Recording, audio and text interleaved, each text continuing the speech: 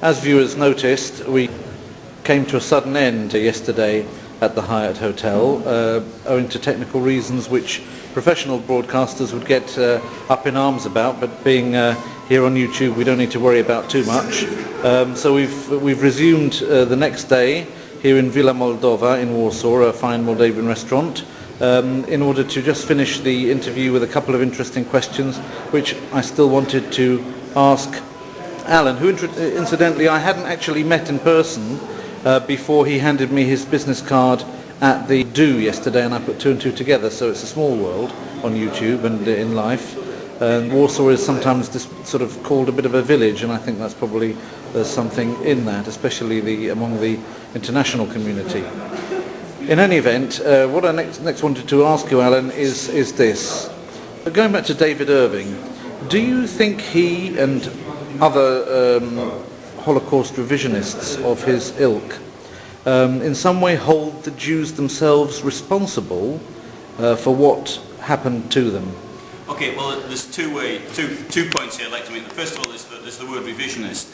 Holocaust deniers are not revisionists because in general they're seeking to falsify the truth. Right. A revisionist, all serious historians are revisionists. I have often referred to myself as a revisionist. Mm-hmm. There's certain things about history which I do not believe happened. I find it very hard to believe that angels egged on the British Army at Mons in August 1914. Mm-hmm. I find it very hard to believe that Joan of Arc, a 16-year-old French girl, peasant girl, was able to lead the French armies to victory, and many other things that we are taught. However, even not starting on things like Robin Hood. Yes, Robin Hood. Yeah, that's a good. I mean, Robin Hood. Robin Hood may have existed, Maid Marian may have existed, but I understand history suggests that they didn't live at the same time. Right. But when we so the word revisionism is not the right word. These people, on the whole, are liars. Right. They're seeking to pervert the truth for their own aims.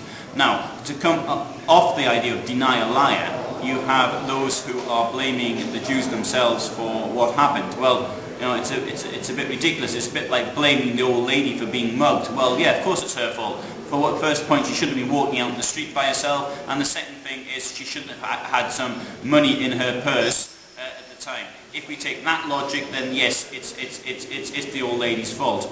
Why were Jews picked on? Well, I mean, it's been going on now for getting on for 2,000 years. This campaign of hatred, which was put out by elements of the Roman Catholic Church, the Eastern Church, which has denied not their own religion, is the point. Jews are a convenient victim, and in Europe, I mean, in Southeast Asia, for example, they blame the Chinese. In Africa, they blame the Swahilis, for example. So I mean, it's just a part, and I believe North American Indians also are somebody they didn't like as well. So I mean, it's all part of the entire racist makeup. And if you take other countries where maybe they're not blaming Jews, they're blaming somebody else. Mm-hmm. Okay. What arguments would somebody like David Irving use to say that the Jews had deserved this in some way? What specific things do they try to identify to pin on the Jews to say, well, they did this and therefore they deserve what was coming to them in the Third Reich? Well, one thing he points out in his book on Goebbels is he's blaming all insurance fraud, for example, on Jews, or suggesting the figures he comes up with would suggest that insurance fraud was 100% Jewish, which is absurd. They like to look at alleged real Jewish criminals, forgetting the fact that many criminals who are Christian are totally forgotten about, or other religions. It's selective treatment of facts, or when facts don't suit them, they just make them up. How do you think it is that people like David Irving and other deniers of the Shoah, I mean, invariably they're people with a sort of anti-Semitic bent, and you would say perhaps that even if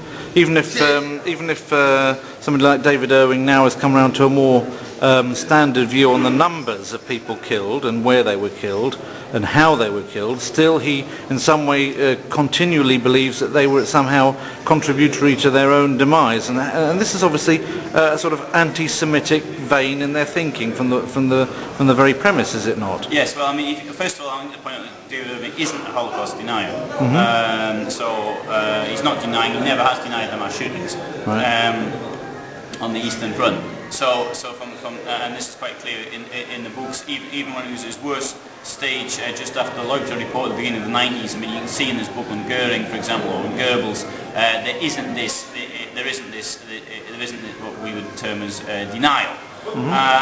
The idea, however, it's very clear that it's very strange that all deniers tend to be themselves anti-Semitic. I mean, the only one that comes to mind is a person called David Cole, who in 1992 made a film about Auschwitz, but within 5 years he changed his mind. Right. Now the denial liars say, well, he changed his mind because the Jewish Defence League actually threatened him. Well, if you look on the Jewish Defence League's website, they say that they're opposed to all forms of terrorism, and I think violence. Therefore, it doesn't make sense. And in any event, I mean, you have to say that if the Jews, with regard to violence in the time of the Third Reich, made a mistake, then probably the mistake was that they didn't apply it often and early enough. Yes. That finally they were able, in the Warsaw Ghetto, to sort of turn the tables a little bit, but it was a case of too little, too late. Would you agree with that? Oh yes, absolutely. I mean, if you look at the contribution of Jews to the German First World War effort, and this is something of a population which was probably between 400 and 500,000. You have 100,000 men under arms, men. So that is to say, you've got approximately 40% of all males are in the armed services. Much higher than you will find on any other group within Germany. Of that, you've got 12,000 dead. Again, much higher than any other group. And bear in mind who actually gets killed. Most casualties are in fact amongst officers. The amount of Jewish officers within the German army was comparatively lower because in many cases they couldn't even be officers. So the contribution of Jews to the First World War effort of Germany was way out of proportion to their actual numbers.